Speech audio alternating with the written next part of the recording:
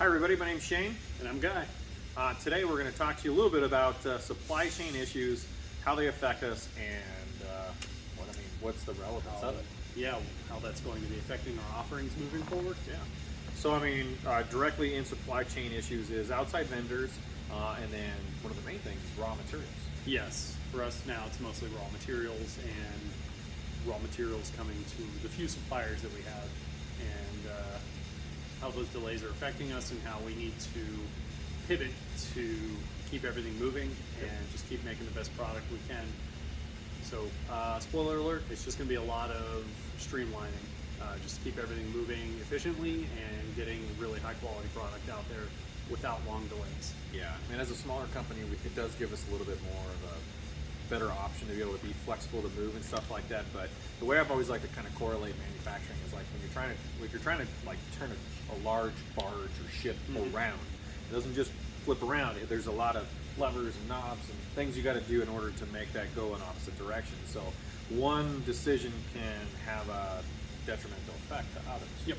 And so that example would be okay, if we're having a hard time like everybody else in the world, across the board, raw materials are a hard commodity to come by. So how does that affect us directly, say like materials such as like G10? Yeah, so as a small manufacturer, we buy a good amount of stuff, and I usually go where the quality is, and we can buy some US materials. We do have some success with some US produced materials, but a lot of the things that I really like that are nicer, more durable, we have better colors, machines better, just makes a better product or imported. Yep. And right now there are some really long lead times on some of that stuff, so we need to start projecting that to avoid delays, and that's just sitting on cash for a long time. Yeah. And just waiting our turn. And that's something we're going to start doing here as we're less and less resource constrained.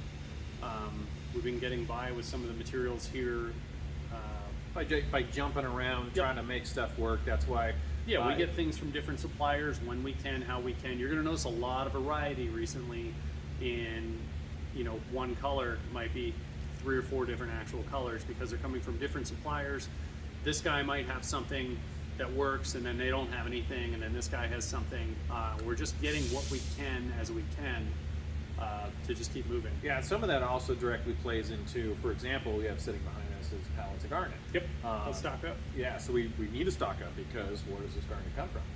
This stuff specifically. Yeah, this is mined in Montana, but a lot of the stuff is imported, and I think due to some of the supply chain issues here, the costs have gone up. Yeah. And then, the costs go up on the imported stuff, they raise the cost on the domestic stuff as well. Yeah. It's just supply and demand. Yep. Example would be our blasting equipment, as I point in this direction because that's where our cabinets are. The media that we get for our blasting equipment, that also is affected by that. Yeah, so looking at our peen finish, we've talked a little bit here and there about needing to change our peen finish pretty immediately. We found that the technologies we're using aren't producing as durable as a finish as we would like. And to the point that after talking to the engineers about it, what we're running into is trying to do a high pressure peen on these materials of an equal hardness. We're shattering the media. Yeah. And on a microscopic scale, we're turning it to dust. It looks nice, and a lot of it's good, but then you're putting dust particles in it as well. So it makes it harder to clean. It absorbs things like where we can't sonic clean those. We're trying to get all the oils off the parts and everything like that. That doesn't make for a good finish. No, it's not a good user finish. Yeah, if you're using it in the field or doing anything with it.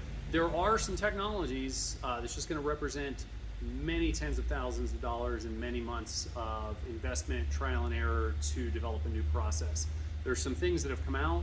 They're just so expensive to do, and they're going to require other equipment. They're not meant to be in this type of equipment. And mind you, our finishing operations is still really light years beyond what a lot of other companies are doing. Yeah, I mean, like we're pushing the envelope for media technology and blasting in general, and then that doesn't even bring the conversation that we're doing knives. We're not doing aerospace parts. Yep. Well, and we don't make any of these medias here due to the regulatory environment here in this country. A lot of the exotic medias that we're going to be getting into in the future, it's just going to take some time. They're not made here due to the tariffs and import taxes and stuff that we're paying on some of these things. they're making things that were already expensive, almost prohibitively expensive. So that's going to take some time where we're just going to have to waste some money to figure some new things out, and we're just not there yet. It's probably a great opportunity, being that we're still trying to get caught up. We should probably put a pause on all of that stuff and really try to figure that out so we don't get knives out the door. Yeah. It's not a great time to do it. We can't do R&D on no budget and still keep production moving. So you know, we're a small company. We have to stay very limber here. But the peening, the issue that we ran with the media, there was a few issues that compiled up Yes. that pushed us to finally do what we needed to do. We almost had to scrap out the run of the 4.5 bushcrafts. We stopped immediately because with the high pressure compressive peen, with having some dust fragments in there, it was highlighting any inconsistencies in the alloy out on the outer part of the surface. We tested those blades, they're fine, they finish fine. But cosmetically, yeah, it's just cosmetic, they look like trash. and that's generally the main thing. When you get the knife, the first thing you do is look at the knife, opening that box. That is the main appeal to it. And Yep. it was such an obvious issue that there was nothing we could do about it. It looked like it's spray painted with a cheap Krylon metallic paint. Yeah, And Somebody it's went just to not- AutoZone, grab some chrome paint. So we're not getting out of anything. Our tumble now is actually more time consuming than the peening. It's all the same steps, but we're using that media at a much less aggressive pressure to create a satin finish prior to our stone wash. So we're getting a more uniform finish. It's still more durable than just throwing them in the damn tumbler. We get really crisp edges, and it's a very, very durable. There's a full formula to it. There's not a matter of just toss and go and hope for the best. We've been developing that for about 3 quantity years. of knives, run time, our soap that we use, our detergent that we generally use with the media. Yep.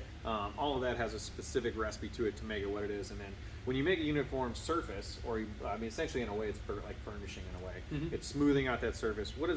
How does that add to the finish of the knife or the performance of the knife overall? So we are still compressing the surface, which increases the durability of it. It takes a little bit longer to stone wash those parts because the surface is more compressed and is a little bit harder. Yeah. So it makes a nice base for a new stone wash. As far as somebody, a company that puts out performance products with a quality finish, it seems to be something that really plays more into what we want to do. Yep, and I mean, nobody likes the peen finish more than me.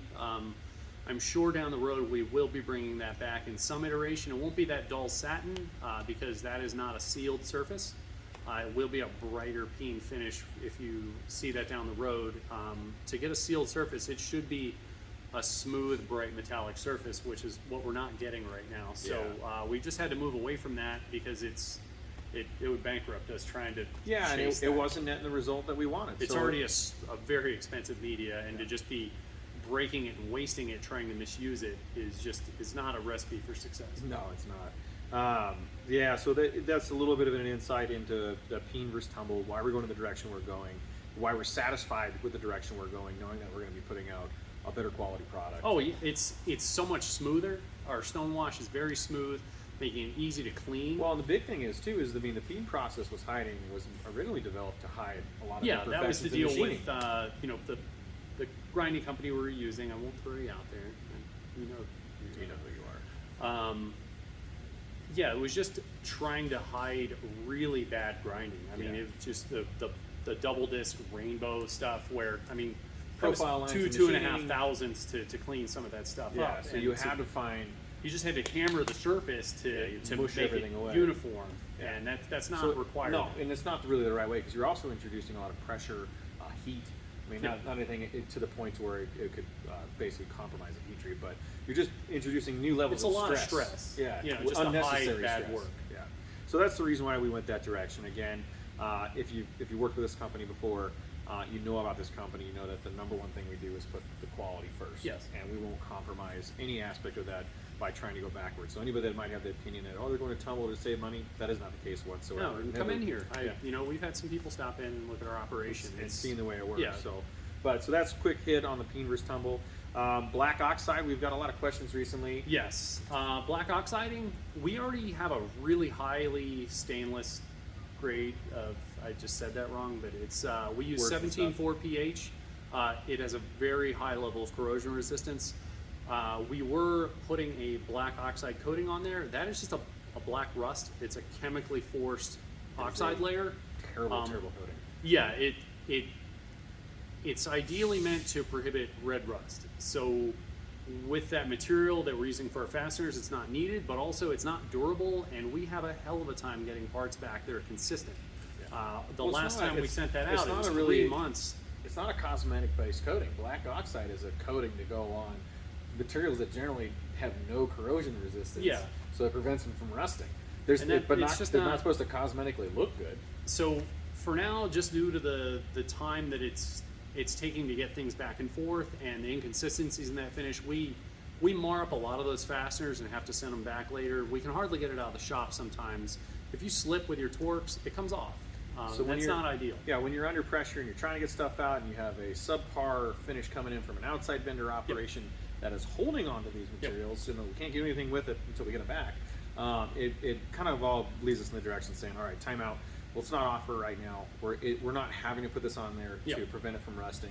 We're like creating more heartache than really. Yeah, and as we get things stabilized and we can project ahead, we're looking at some DLC coatings or a black zinc option. It's things that are more durable, that will give you the color and the look that you're looking for, but also something that you're not going to hate down the road because it rubs off or just scratches off. Use your thumb to kind of clean something off. Yeah, and then it's gray and not black. It's so. But also just with the just-in-time nature of the fasteners. Like, our guy's really good, but he has his own stuff, and he's having a hard time getting precision ground bar. That's also imported from Europe.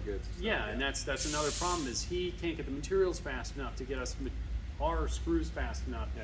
So how are you supposed deal to with those lead times? How are you supposed to get all these models built and done if we're dealing with just a small trickle in? We're kind of just jumping around each model and trying to get the most. I mean, obviously make a dent in what we can, but if you run out of something while you're waiting for something, we're obviously going to try. We're just stuck on our screws. We can't just stop. We have to continue to operate. Yeah, and that's part of why I was trying not to dive into all of this, because the bills due every month. What? You didn't want to be a manufacturer? You didn't want all this? So that, now we're here, we're doing the work, we can do a great job. We've just had to streamline some things just due to things that are beyond our control. And as we continue to, improve our situation here, we'll be able to absorb some of those delays and sitting on that cash and, waiting for those fasteners to be able to offer those things again. But right now, it's not the environment that it doesn't lead toward help our success in this aspect. But one thing that I wanted to bring up too is that email today that I was talking to somebody about, that they were very impressed that because everybody forgets that we were just fresh out of the pandemic. We're still dealing with a trickle over that. They were super impressed. One, they were just trying to figure out how to just go to work every day and do the thing. But in the midst of all that, you took on all of this. Yeah, I mean, let's we're remove that. Back from hell on a piece of dental. As I say, let's remove the pandemic. How violently hard this is by itself, but then add that other level on top of that with restrictions of materials and staff and everything like that. I mean, it's pretty. Well, getting brand new technologies in here, getting them up and running, proofing them out. It's been a lot. It's impressive. Yeah, I'm happy with everybody here. I mean, you walked in the building every day. I mean, you haven't died in the parking lot, so that's. I mean, I've seen you kind of limping here, so. But you guys are worth it. So, and as far as Ellie just kind of gave us some information. Shipping issues that we've seen because of the pandemic. Oh my goodness! Yeah, it's been. We are actively every day working with our carriers to figure out new solutions. Australia is a great example. We've had a ton of rejected shipments there. Talk to your elected officials in Australia, because right now the post office isn't running there. Our secondary source is DHL. Our third option is They've been UPS. bouncing packages. Yeah, and UPS knows it. So their UPS is expensive. And we actually don't have a setup account with FedEx, so it's not a really conducive option for us to go through. I mean, if you want to set it up, we'll drop it off at the FedEx distribution center. But we'll do anything we can. We just want to do good business with all of you, and in a way that can start to make sense for us too. That really captivates the supply chain issue. And again, we're fighting a good fight. We're being successful fighting through it, kind of getting there. So. Anything else on your notepad there? The only thing we had last was just an idea of talking about like making changes to orders. How we're going to start. We're going to close that chapter on being able to do that. I mean, mainly one, because we're going to be moving into having available product. So making changes to orders at that point in time on a product that can ship out the door almost Yeah, and we're still instantaneously. surging right now, so we can still add. We're doing a things few to things, certain but projects. restrictions on raw materials, especially when we're making handles, we need a red linen. We'll say, for example, we have X amount. We have 100 red linen orders, so we go, okay, we don't have that much red linen, and we have other knives that have to do it. We're going to make 105 handle sets. Yeah, we're not red making linen. a ton of extras No. because there are extended lead times on a lot of this stuff. So if everybody makes a change to go to a red linen handle, we won't have enough to fulfill the current orders, let alone their order theirs. So we're going to start really, now that knives are going out the door quicker and our lead times are going to be exponentially almost non-existent. Yeah, I mean, we're getting caught up. We're there. The availability to make changes is going to end. We're going to always do our best to work with you guys, especially long-term orders. I mean, you guys have been very patient. You continue to work with us. So we'll do everything we can within reason to try to make that available within our means. But we, at the end of the day, here, this is now open into the aspect of that change. Order change is going to be kind of small to non-existent. We just need to keep things lean and fast. So Ellie's telling us to wrap it up here. So I think we hit on everything we needed to hit on as far as supply chain issues. So yeah, I guess that's it for now. Thank you guys very much. Continue to check in with us, and we'll continue to give more updates. Take care.